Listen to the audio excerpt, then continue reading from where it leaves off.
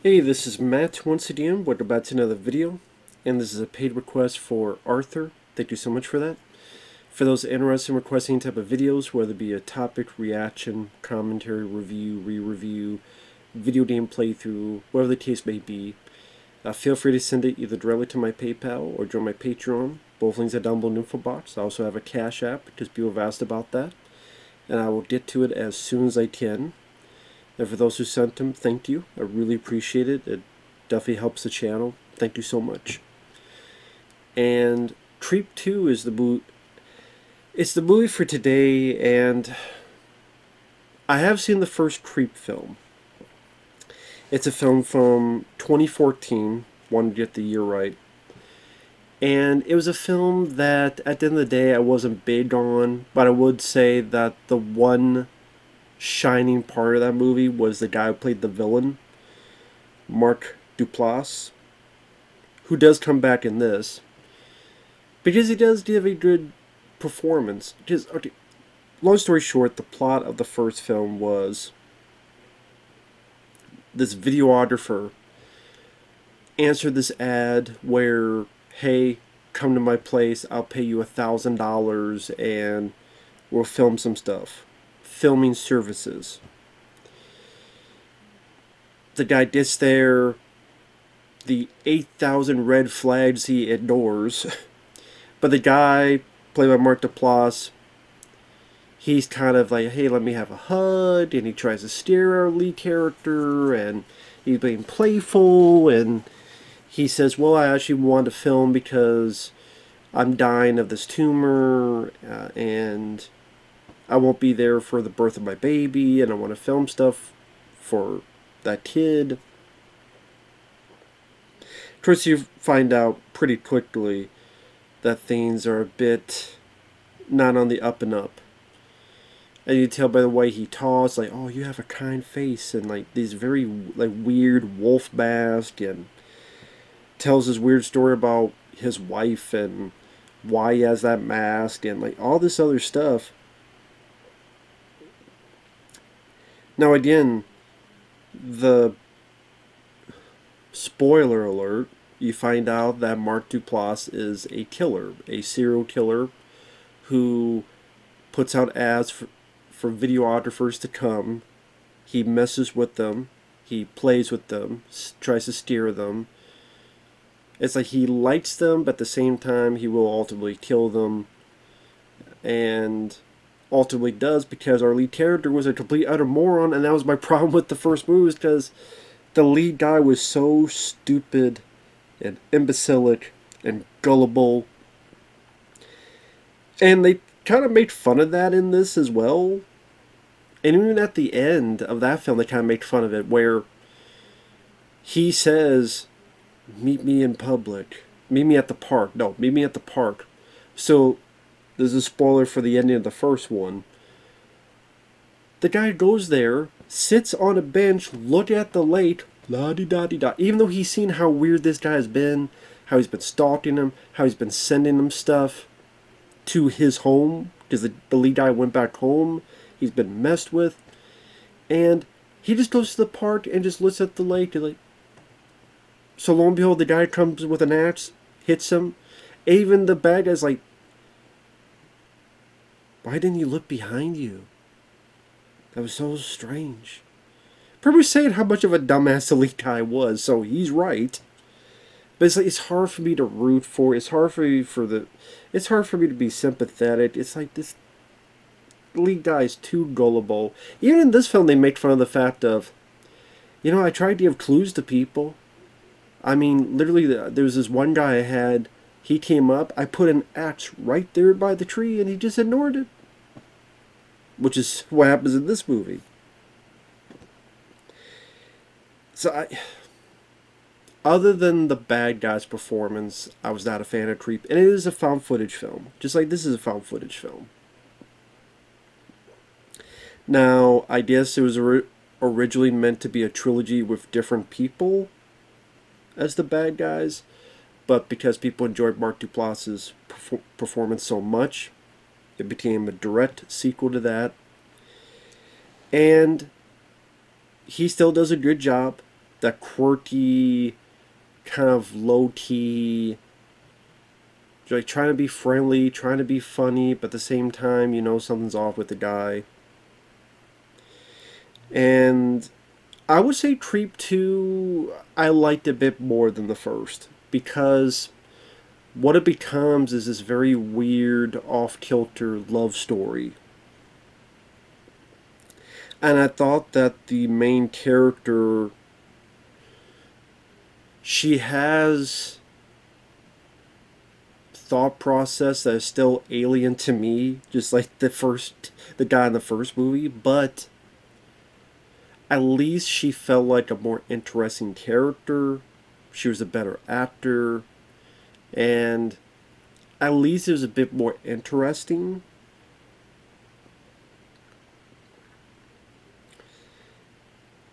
Pretty much what happens, long story short, and this is spoilers, because I don't even know how to talk about this without spoil.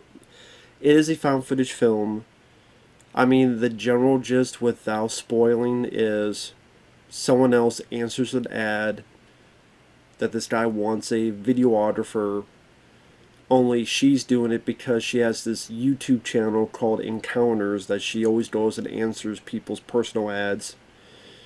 And she wants to find someone who is a bit weird, is a bit off. And she wants her YouTube channel to be successful, but it seems like there's something deeper. I kind of wish we got a bit more deeper with her character in terms of there seems to be something more psychological going on with this lady, and you only get like the slightest hint of it in terms of you don't really get a lot of backstory. What I mean about the character, where something must have happened when she was a kid, or something was there. Now they do set up for a sequel that maybe in Creep 3 you could do that, but that was 2017. And the only thing I heard is they might do a TV show, which I guess will be the guy's previous victims. Which is strange because you're not going to follow up on the ending on this, which leaves room for a sequel. Instead, you don't do a prequel TV show. I don't know how that makes sense, but okay. What do I know? To get more into spoilers, the very beginning, there's another victim that gets something in a box. He doesn't know there's a camera in it. Then our bad guy, which now he calls himself Aaron, which I think was the name of the guy in the first movie. He comes in and pretends to be his buddy and says, yeah, you're acting very innocent. But then he sees the camera and he kind of smiles. Because we know what he knows and he knows what we know. But then he kind of stops and listens to him and goes, you know, ever since I turned 40, I have no joy in my work. And we see that he pulls out a knife, and the guy realizes there's something up with this person who he thought was his friend. He cuts the guy's throat, but then you tell he's not really excited or happy. Then we cut to our lead character, Sarah. I thought this actress did a good job. She was pretty straightforward. I didn't really feel a lot of amateur acting from her, which was refreshing. And again, she answers online personal ads for a YouTube channel. So, for example, there's a guy that was kind of tripping on acid, and she goes see him. There's a guy who just wants to talk and goes to see that guy.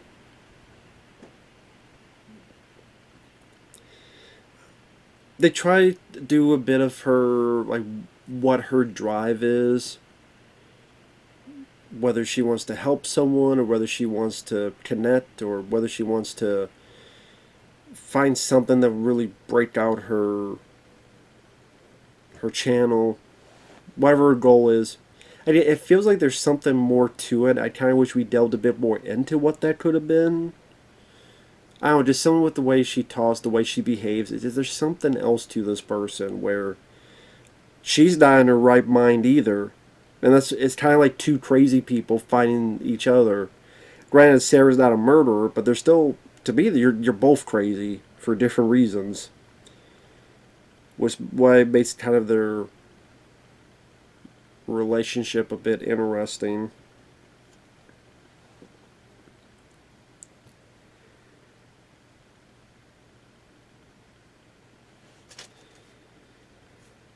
The line she said was empathize with loneliness.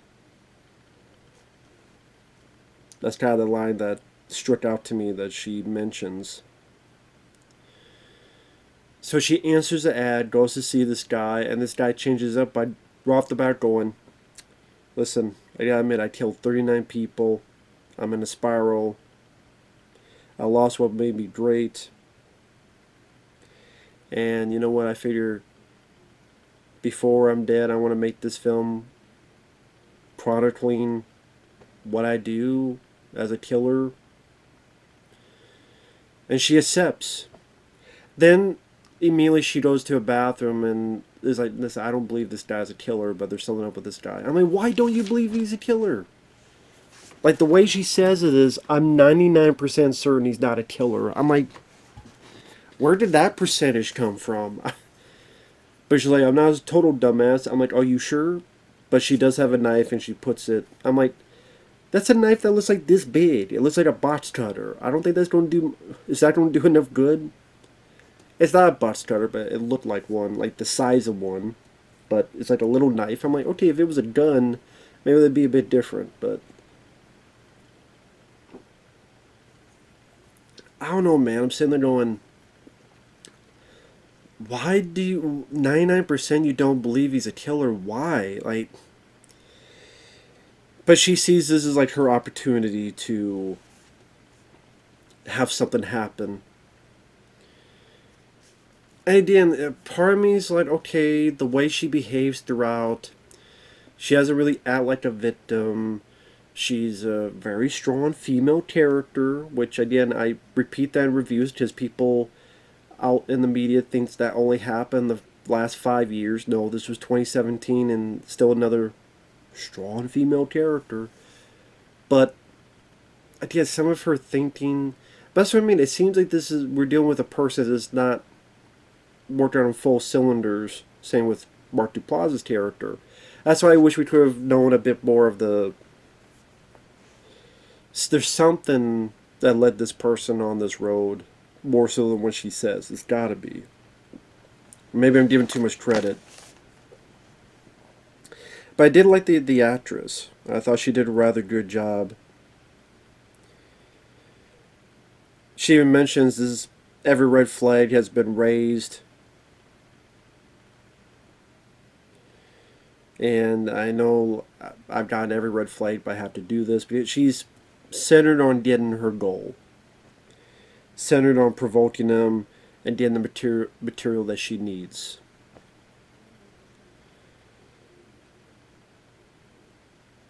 Now, I do think there's a film that did this, well, yeah, I feel did this a bit better, called Behind the Mask, The Rise of Leslie Vernon, where this documentary group followed the serial killer. That, granted, even that, you're thinking, well, why is this group following the serial killer, and why don't they contact the police? Why don't they contact the authorities? Why don't they warn people? So you're questioning the morality of this group, and then at the end, the lead girl wants to stop it, but it's like, well, why didn't you try to stop it before? Why didn't you try to stop it sooner? But maybe you argue that they're trying to get as much information as possible, but then at the same time, the others felt surprised that she was actually going to try to stop them. I'm like, so you guys were just going to film all the kills? I mean, doesn't make you the same as them? So there's questions to be raised on that, but that one, just the way I don't know, there's a bit more going on with that movie, where it's in the same realm of Jason and Freddy, in the same world, same universe that they're in, and the killer and who he wants to be, and here he says he wants to film a documentary about him being a killer, but he doesn't kill anybody. Which, I mean, granted, makes sense in the fact of, well, if he did, then if this lady kept filming, then she'd be just as bad as him. But was this documentary really about when he says he wants to make this bit? Like, he rarely wants to talk. He kind of shuts down at one point. She tries to provoke him when he's in a tub to tell about a bit of his backstory, which we hear a little bit. Now, whether he was telling the truth or not, that's up to the viewer, but he tells his little backstory about someone he met and tried to kill him and bury him, and then he killed that guy, and he felt this kind of sensation, and I don't know, the guy explained it better than I could. Oh yeah, and then he mentions how he's inspired by Francis Ford Coppola. I'm like, don't be. That guy's a well, maybe it does make sense. That guy's a piece of shit, and you're a piece of shit. So maybe it fits.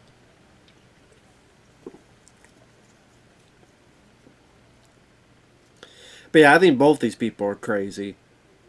Her for staying, for she knows he's weird. She's fascinated by him.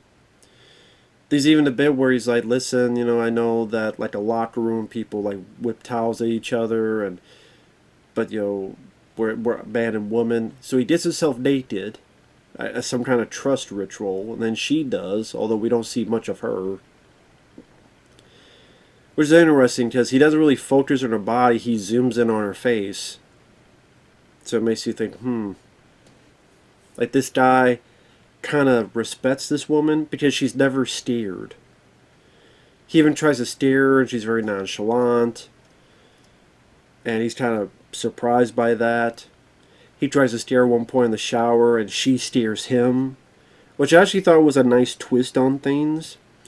On how strong she is and just how unfazed she is by this guy. Not intimidated by this guy. Which maybe is what makes him kind of respect her and kind of be more intrigued with her.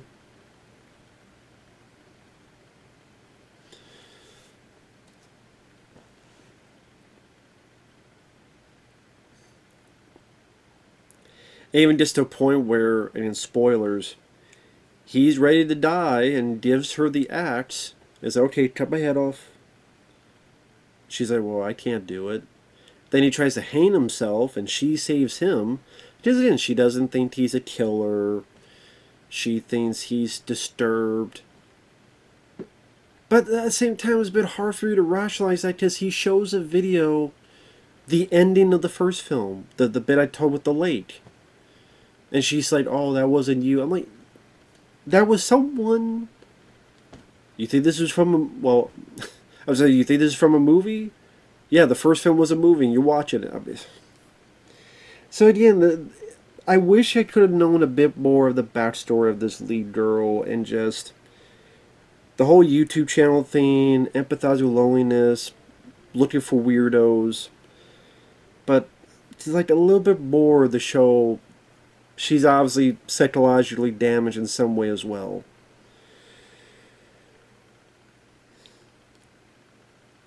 And she's weird. She even when the guy's in the tub, she literally goes in and forces a massage onto him.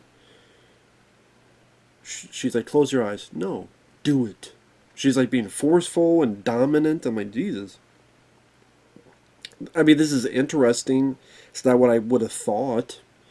I was thinking, okay, it's going to be like a remake of the first film, only it's a guy instead of a girl he's terrorizing. But no, like she... I almost feel like she was terrorizing him more than the other way around.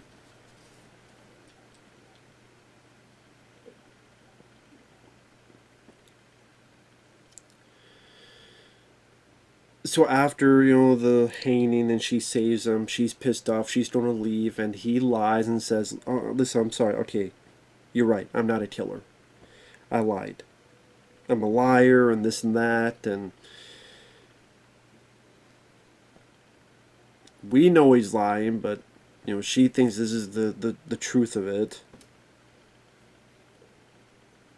So I guess you could say now he finally found the gullible part of her. He gets a kiss from her, which affects him. They go out. And it does seem like the guy does want to die because he stabs himself, but he wants to stab her too, or get her to stab herself, I should say. So we'll both die together. She's like, screw that. He stabs her a bit, looks at the camera, thinking, man, you're my muse. And then she comes up and whacks the shit out of him with with a damn shovel. Blood splatter on the screen. She runs off. It's sometime later in the city, a little like New York.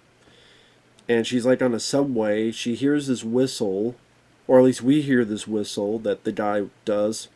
She kind of looks up, has this look on her face, then the movie ends. So, I mean, I would say it does make me intrigued to what a sequel would be. Like, maybe we get to learn more about her, and that there's something to her. Was it this weird kind of love story developing in a way that I'm looking maybe a bit too much into it? How the hell did that guy survive a damn shovel to the back of the head that the blood splattered on the screen?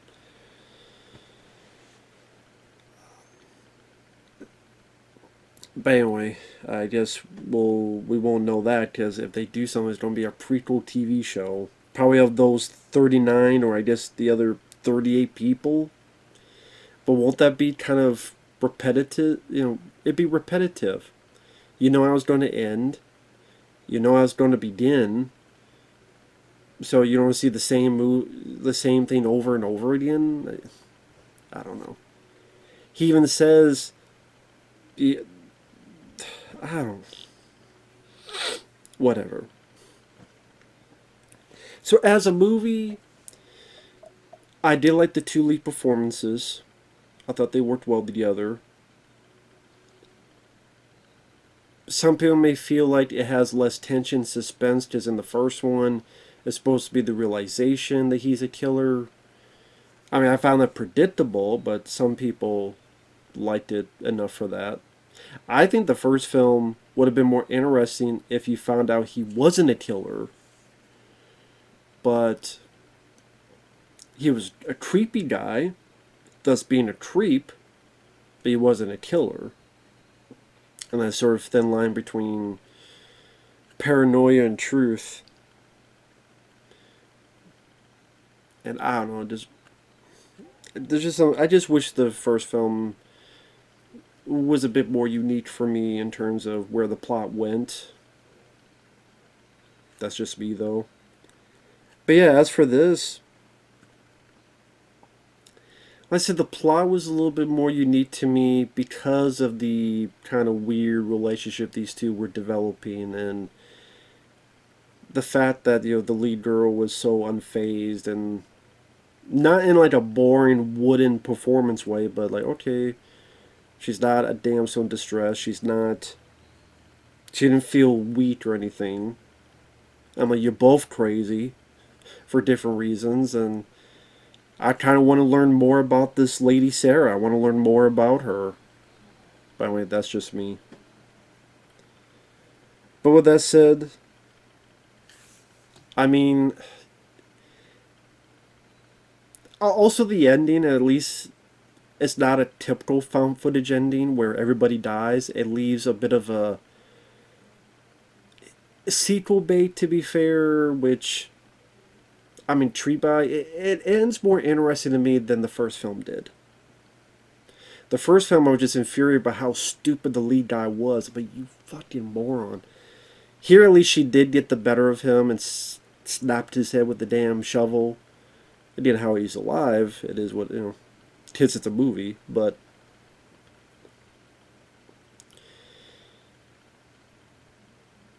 I mean, she's in public on a subway and she sees a guy. A lot of these could happen. She could yell, she could scream, she could tackle the guy, she could do whatever. Who knows? That's what I mean. There's a lot of interesting possibilities you could maybe take the story, but I just didn't want to go back to the formula of the first one because I don't think the sequel was liked as much as the first, which again, I'm sitting there going, well, I think this one has a bit more interesting dynamic between the two characters, and I don't find the first film scary. Some people did, so I guess if you felt that was scary, then I guess you probably would not have liked this as much. But yeah, for me, when I didn't find the first film scary, at least this, the story pulled me in a little bit more. But it's not something I love. I mean, if you're going in for kills, there's one kill at the beginning, that's it. If you're going in for laughs, there's a couple of moments that made me chuckle. I never thought I would hear the term snuggle fuck, but now I have. And maybe I'll steal that for a rant or something, snuggle fuck. I'd never heard that term before, but now I have, so learn something new every day. Like I said, the lead girl, she did a good job acting wise. Like I said, I wish the movie would have made it a bit more believable for the audience to why she was 99% sure he wasn't a killer and some of this other stuff. Like, they do a little bit of it, but I wish they did more. Again, whether she revealed her backstory as well when he did, unless I missed it. Maybe I completely missed it and the movie did it and I'm just an idiot because I do miss things a lot.